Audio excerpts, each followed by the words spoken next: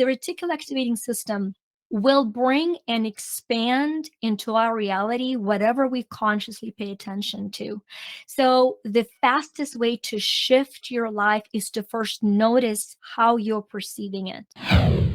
Welcome to the My Future Business Show, where we get you in front of your best audience and keep you there. Not only are we interviewing the biggest names in business to help you become even more successful, we're inviting you to book your spot on the show to help you grow your business. So at the end of the call, make sure you fill in the interview application form at myfuturebusiness.com/interviews. Hello, and welcome back to the My Future Business Show. My name is Rick Nusky. I'm your host, and thank you so very much for joining us. I know you're in for a treat today because I'm on the line with the wonderful Victoria Rader. Welcome to the show, Victoria. Thank you so much, Rick. It's wonderful to join you today. Look, absolutely fabulous to have you here. We've already started our conversation prior to the call, and I'm sure we're in for a fun time. Now, you are a 4 times best-selling author, a coach, a transformational speaker, and business owner at You Too Shine, and we're going to be talking about the importance of personal development and the power behind your proven formula. It's a bit of a mouthful. Your proven formula for success that enables people to experience more peace, purpose, and prosperity. But before we take a deep dive into all of these wonderful topics, I'm wondering where you're calling in from today. I'm actually in North Carolina on little Outer Banks Island. It's kind of gorgeous. You see water on both sides. We have ocean water and the ocean on one side, and I have gorgeous sound with fresh water on the other side. So I'm surrounded Oh, by lots of sand and water. I think the environment that we live in reflects both the type of person that we are and the health, I guess the status of our health. Would you agree with that? I think it can, and as I Mhm. live in two places, I'm going to wonder about that for a while now. Where is the other place that you live? So my kind of full-time residence is in Virginia. We actually use this home as rental during summer and off season. We enjoy it, and this is my creative space.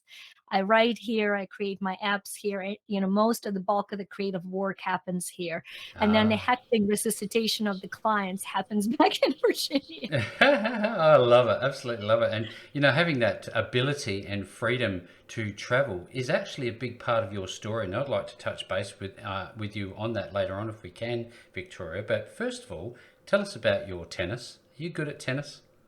I am so delusionally great at tennis. You too. I love it. I can just get it over the net. My serving's absolutely atrocious. How about yours?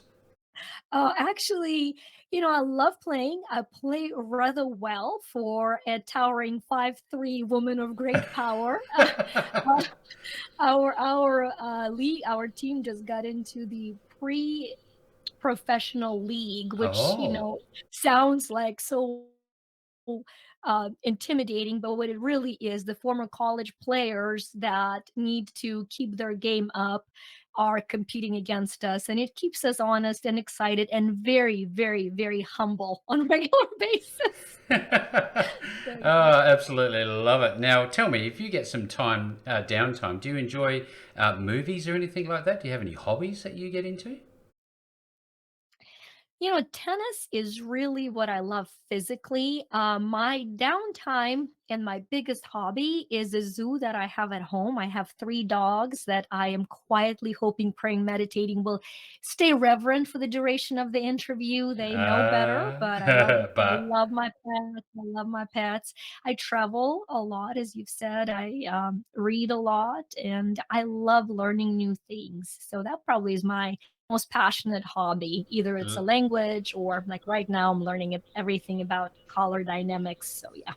yeah, excellent. Well, we'll talk about that in a moment. Now, tell us about the pets. What type of dogs are they?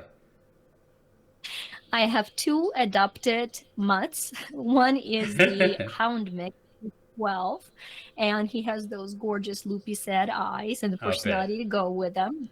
Then I have a little shepherd mix who thinks he's huge and he's only 25 pounds, which is what, about 12 kilograms.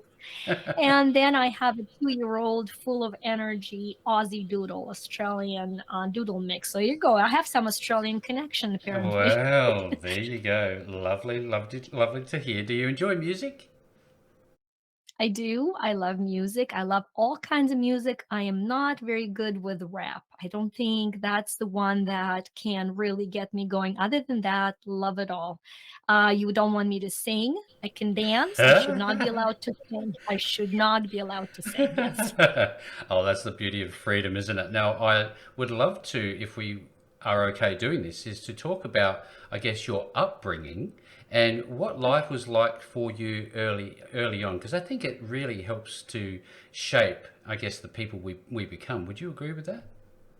Absolutely, absolutely, and I think especially those first formative 6 to 8 years of age, because our brain at that time truly is an open tablet, and everything that is written into it becomes permanent unless shifted later in life. If it's something that, a lot bulk of my work is actually focused on that, something that no longer works for you, you can usually trace the pattern to those first formative years, so I couldn't agree more, and so Mm. for me, I grew up in the former Soviet Union in Ukrainian part of the country. And during the school year, I was with my mom and dad in the city. And then during summers, I would be in a little village outside Lviv, which now is kind of part of Lviv in Ukraine. Mm. Um, with my grandparents and very, very by modern standard, poor environment there, but very rich with love, with exchange, with culture. No indoor plumbing, outhouse, fresh well water. But when I just my most tender memories are sitting in our fruit and berry gardens and just eating berries while reading. So Yes. yeah. I love that. I love that very grounded lifestyle. I grew up on a farm and we had outhouses. We had very basic necessities to get by. And you know what? That's living.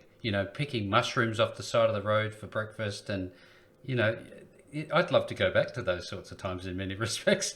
Now, Victoria, when you were growing up, who did you look up to? Was there anybody who you really looked forward to that gave you guidance that really helped you along the way?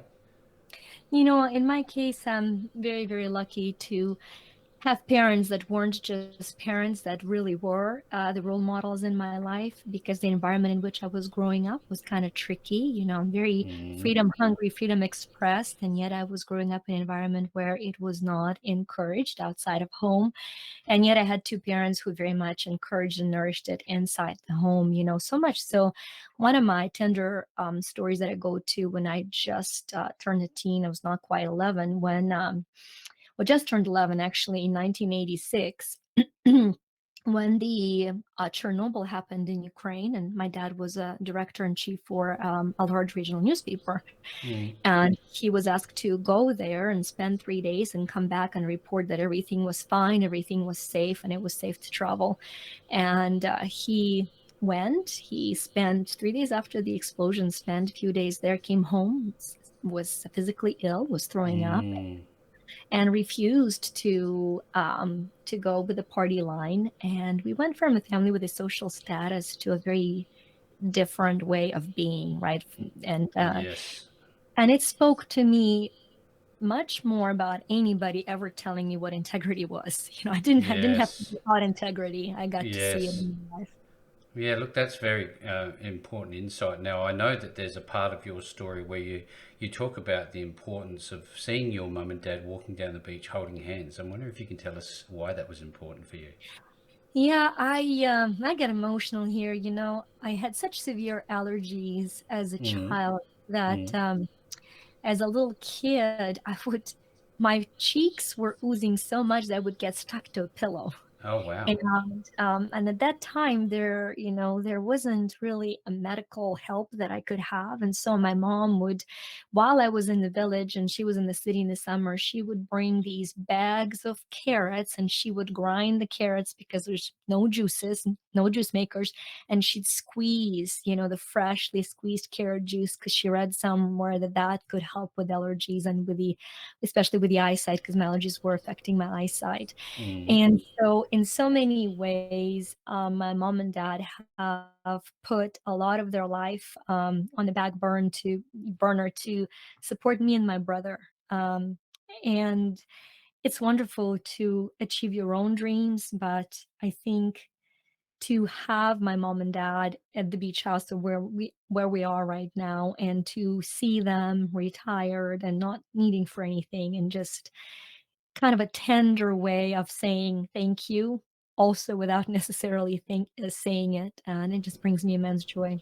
That's beautiful. I really appreciate that insight, and I think it's a great session of context prior to getting into the core of the call about your business that we talk about those things. Now, we've also touched on, Victoria, your travel experiences. Tell us a little bit about your travels and what they have meant to you in terms of your worldview.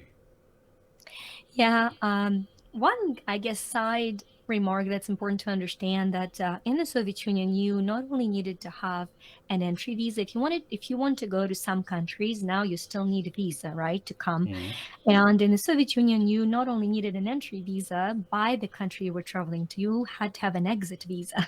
Oh, The wow. country was not allowing you to leave the country, which is why nobody traveled unless you were traveling into the social bloc, or you crossed the border and you were a refugee and you didn't travel, you ran away. And so knowing that travel was not something that was easily available or permissible, I could travel in my mind. So I would buy all these books about different countries, and I would literally dream and imagine myself. I would imagine myself standing on the Great Wall of China. And I have to tell you, 36 years under my belt and counting, and every one of those visions coming true, and having developed a formula for mindset where I take imagination as one of the mental faculties that creates your reality and say, look, all I've done is I've taken what has worked and added awareness to it. And I know Ah, how important it is to have been there in my mind before I've ever stepped on it with my feet.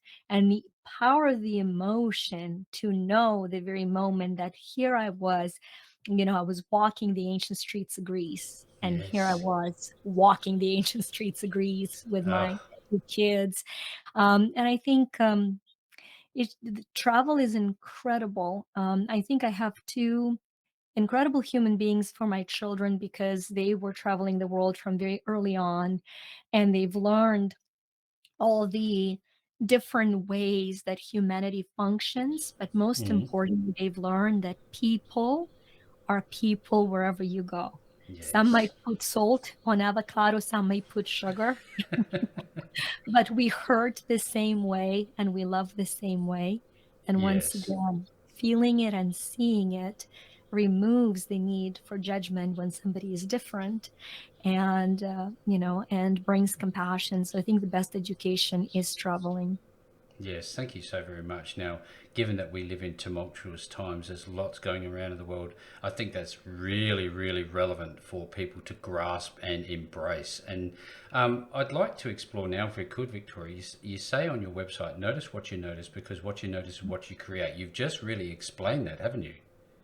Yeah, very much so. And I always say it's what and how. Look at the what and the how, because we have this incredible device that is biologically implemented into our wiring, which is called reticular activating system. Ah, yes. And, right. And it's a clutch of nerves at the bottom of your stem here in the back of your brain.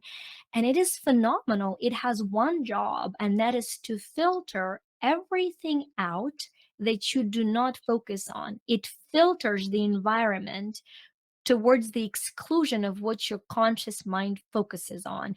And, an example I give, Rick, is, the good old, if I were to ask you, Rick, what color are you thinking about? And you probably, I don't know, what color are you thinking about, Rick? Blue. Blue. So you would say blue. And of course, we both understand that 30 seconds ago, you were not thinking of any color. But because I have asked a question that has brought your reticular activator to full attention, all of a sudden, because the honest answer for all of us, and now it will be going forward, what color are you thinking about? The answer would be, I haven't been thinking about the color. Right? But we are so trained to be redirected by our reticular activating system that if I were to tell you right now, do not think about kangaroos, do not think about the damage they're doing in Australia. Like your mind is on the latest article, right? On the farmers fighting the kangaroos. You're like, man. It's very So true. Very true. isn't it true? And so the reticular activating system will bring and expand into our reality whatever we consciously pay attention to. So, the fastest way to shift your life is to first notice how you're perceiving it. And if you're a single person and who is seeking to have a loving relationship, please notice how you react to happy couples. What are you feeling? Are you feeling anguish? Are you feeling lonely? Because that is what you are subconsciously seeking to recreate. The Yes. fastest shift is to be like, I'm so genuinely happy for them. I feel their joy. Once you get into that feeling, your reticular activating system says, oh, wait a minute. That's what you want to find. So instead of, I'm sorry for the word, looking for losers, we're going to reshift and look for Yes. soulmates. Now, It's amazing. Victoria, it's interesting you say that because I do my research and I read the article in Romper about relationships and the 50% divorce rate, and your positive version of it was to focus on that which was good, which was working, and that's a real standout point for me. I wonder, do you ever have down days in terms of your mindset, and how do you shift yourself back to a positive state? Every single day. If I Mm, don't have a moment when I'm down, I probably am not alive because I'm very human. yeah. And being human means being aware of things that are inadequate or harmful or painful. And the quickest shift that I do and that I teach my clients to do is very much like I've asked you, is to ask the right question. When things are bad, we might be programmed by our upbringing or our patterns of previous, up till now, thought patterns Mm. to ask, how much worse can it get? What else can go wrong? Okay, I'm sick. How much worse can I feel? Oh, come on. And the reticular activating system says, oh, you'd like to find other aches in your body. Let me help you out. So when you find yourself in that moment of disempowerment, of heavy feeling, and you don't have any other tools, let's say you don't have EFT, emotional freedom technique, just ask a very simple question. What can I do to make it better? How can I make it better? You get the horrible news, right? I watch the news. I Mm. watch the news. My school is bombed. I'm not human if I'm not distraught. But I'm not a coach if I stay distraught, right? And so I'm distraught and I say, "Okay, what can I do? How can I make it better?" Great. I'm gonna turn all of the profits from my business products to help to restore and rebuild the schools when the time comes. Now I'm actively participating in the solution. And so that question, when you find yourself distraught, upset, how can I shift it? How can I make it better? What can I do to make it better? Is an incredible question.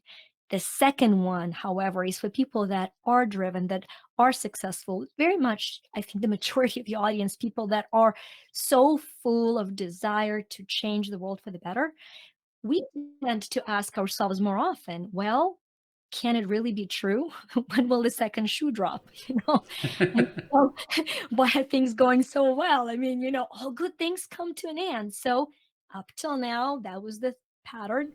So Mm. now the question becomes, how much better can it Can get? it be? Yeah, wonderful feedback. Thank you again, Victoria. I think about things like circadian rhythm, our need for rest, our energy levels throughout the day, and how do you know personally where your energy levels are, and when do you function the best, and are we all similar? I don't believe we are. I think we're so very unique that I would even stay away from saying some are early risers, some are late, going to bed. And I know the very popular book, The 5 a.m. Club, and I think Oh it's yes. wonderful for a lot of people. Maybe not for all people. Nothing is wonderful for all people, So, but I think that it's very important once again to notice your patterns, to honor them and to stay true to what it is for you. For me, I know I can go at a very high level of performance for 90 minutes tops. So I can do 3 clients back to back if I'm doing individual clients. I will never do a program that is longer than 90 minutes without a break because I know my optimal performance is 90 minutes. I don't know enough studies to know whether it's typical or not. I know there's 45 half-hour different. And so inevitably, I will always take a break, and my breaks vary. I love to sometimes just literally drop on the ground and lay for 2, 3 minutes, just completely just lay down, everything comes to complete stand, and I just lay down and close my eyes. I visualize for, my energy off stress, grounding, going down. Don't have to be a great guru, spiritual guru. You just lay down and you imagine everything no longer serves you goes down.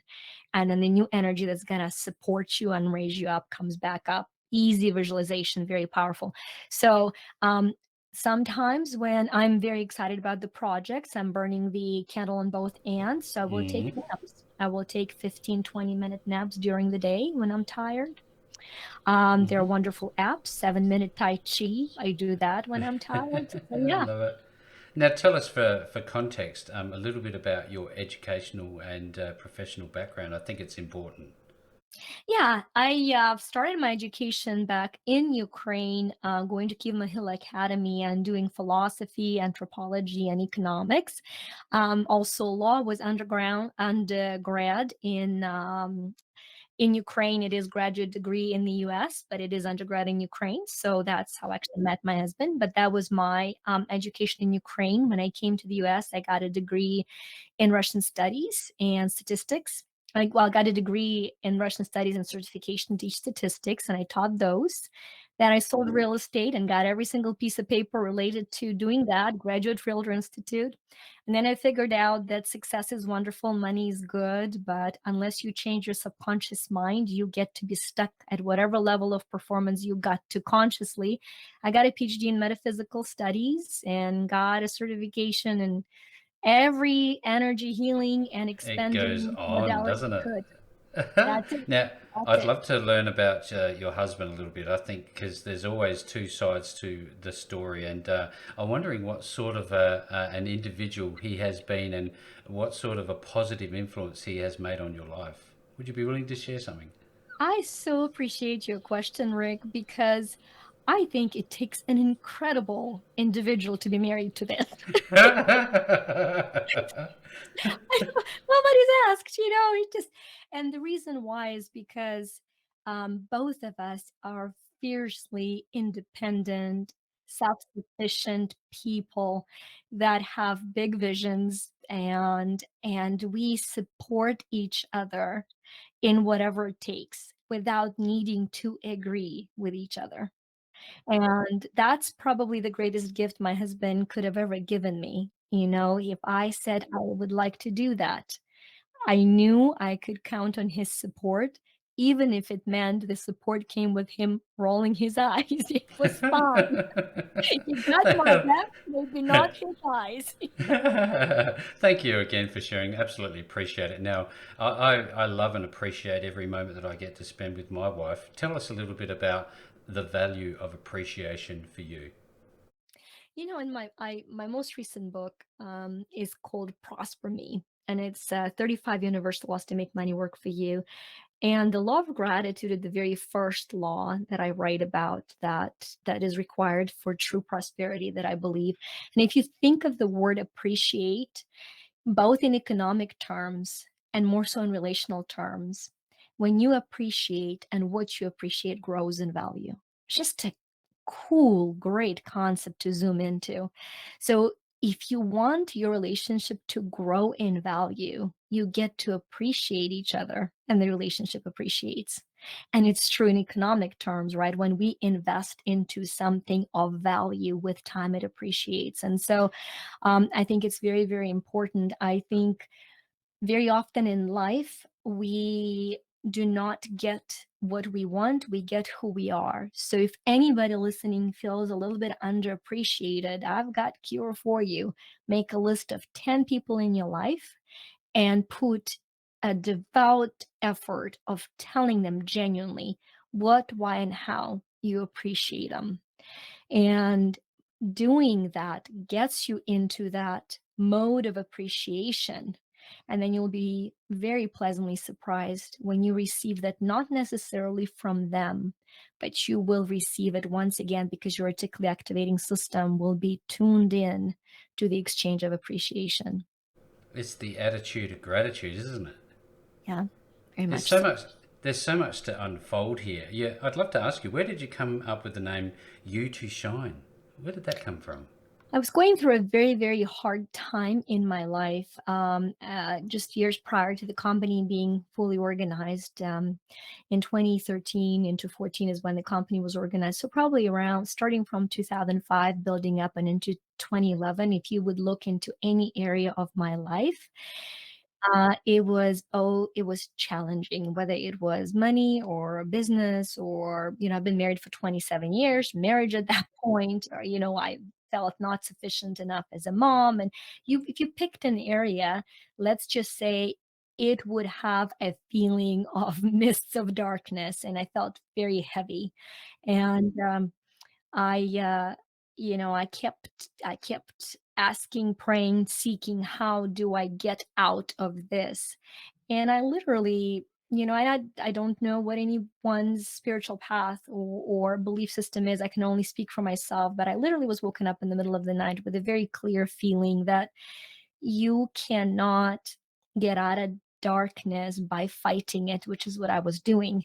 You can only chase darkness by turning on the light. And I literally saw this switch come on. And that was the first time, I think, in my life that I understood the power of the question. And I realized that I was asking the wrong question. I was asking, how do Yes. I change this, him, her, them? And this was, wait a minute, where's the light here? How can I be the light? And how can I let everybody that I know that it's possible to find, be, and shine the light that we've come to be? That hence you to shine. Yeah, wow. This is a beautiful conversation. Absolutely loving it. I want to explore some other points here. What is a possibility coach? I think I'm getting a fairly good idea, but for those who have never heard of that reference before, would you mind explaining it? Absolutely. I need to tell you how that reference and the title came about. Back from a decade of selling real estate and then into the decade of life and business coaching, I have done it with zero marketing, zero cold marketing, zero calls. It was all done by referral. And so when couple year and even with real estate, I really just found my first seller. And then she referred me for 10 years. And then my clients kicked me out of real estate and said, "You're really good at selling homes, but what you're really great at is at selling hope and making it possible." So they kicked me out of real estate. And Uh, so, about not quite a year ago, when the demand was outpacing my ability to supply mm, time wise the service, and I started building the team and so forth. My branding coach said, "You need to have a title. Like, you have a name, you have a company, you need to have a title." So I actually emailed my clients and I said, "Hey guys, when you refer me out, what do you tell people? How do you refer me out?" And it was very vulnerable several days for me of appreciation, because what got back was, I didn't think it was possible to beat this cancer, 5 years in remission, amazing life. I didn't think it was possible to get out of this debt. Now in my home, I didn't think it was possible, dot, dot, dot, dot. yep. Now I am. And that's how Possibility Coach was born. And I'm Yes, very wow. grateful. Mhm. It's funny because I also wanted to talk to you about the idea, where did the idea for testimonials come from? I've never seen that on a website before. I thought that was fabulous. There's some Because great stuff there. my amazing clients would text me and I'm like, "Wow, look at this. This is a testimonial and I'm not changing anything. I'm just ask for permission whether I can use it and flub it on the Where you side." went. Yeah, love it. Absolutely love it. That's forward thinking for sure and certain. Now, you have an acronym, LOVE. Can you tell us about this approach? It is probably my everything that I live for, and I refer to love as life originating vibrant emotion, which is energy in motion. We are first and foremost vibrating energy. Yeah, I look at it as spiritual, but you can look at it as quantum physics or physics. We are energy. And I believe we overthink love because it's very simple. Whatever contributes to expansion and support of life is love. And whatever shrinks, takes away, or harms the expansion and growth of life is not. That is how primitively profound I find love to be. And so, on a daily basis, my question for my reticular activating system is, what is the most loving thing I can do here? When there's conflict, when there is a problem, what is the most loving thing I can do? What would love do here? What will Yeah. add value to life? Thank you again. I was listening to some of your podcasts, and one of the openings was the voice you listen to is the voice that dictates your life. Can we explore that a little bit? Because I know that the self talk and the locus of control plays a part here, and I don't think there's. Well, I know that many people understand it, but I wonder if we can get you to explain it in your view. I have we all have voices in our heads. We do, right? Yep, yep, I yep. mean, you don't have to be alarmed. It's normal. And Normal. we at least have two voices. We have a voice of what I call a scared self, a part that is going to it has one job. It's our survival stuff. It has one job: make us alive, keep us alive. And the best thing for that voice would be stay at home, do nothing, breathe. Anything beyond that is jeopardy. And sometimes it's very loud voice. And then there's at least another voice that I call the sacred voice, or that voice that is encouraging and that wants us to grow, wants us to expand, wants us to contribute to humanity. And we continually make a choice which voice we listen to. Sometimes you need to talk to your scared voice and say, I got you. I know you're terrified, not ignoring you. Because heaven forbid that 3 or 4 year old kid that got ignored is going to relive his or her trauma right now. I got you. I hear you. I hear you. I just choose to listen to a better voice. I'm going to bring you with me. I'm going to bring you with me so that part of me that is scared can see that we did it. Right. So sometimes we get so overwhelmed by listening to our fear instead of talking to it, that it controls us. Yeah, wow, that's profound. Now, I know that there's a lot we can talk about. I'd love to touch on your work as an author. You've put pen to paper or fingers to keyboard, whatever your preference is. Are you still writing? And tell us a little bit about what you have written thus far. My first book I wrote was called Until You Win: Eight Secrets to Winning the Race of Life, or How the Tortoise Always Wins. The story was kind of cute. Not in my book, the story, but the inspiration behind the book that I think will serve somebody. This was one of the financial gurus in the United States was talking about talking to billionaires, and he asked one of them what their favorite book was, and he said The Tortoise and the Hare, and he said, you know why? Because the tortoise always wins at the end. It Voice never was. changes. know, I thought of myself, I thought, wait a minute, I am really not wired like a tortoise. I I am no tortoise, okay? The hare, that's me, you know? And and I just had to really study what success was for me and decipher it to the 8 rules of knowing who you are, knowing where you're going, knowing how to travel, knowing how to do your best, and just did that little kinda, this is a way that is applicable to you, whether you're a tortoise or you're a hare. Yeah. Hares can win too. You know? So, yeah, Uh, yeah. Absolutely. Love it. Now, I know that you have some involvement with apps, which is a very important thing nowadays, especially. Tell us a little bit about that. We do have a few apps. The one that, is near to and dear to my heart because, I believe that is the passion of how we are to impact the world as a company the most, is called Empower-Me.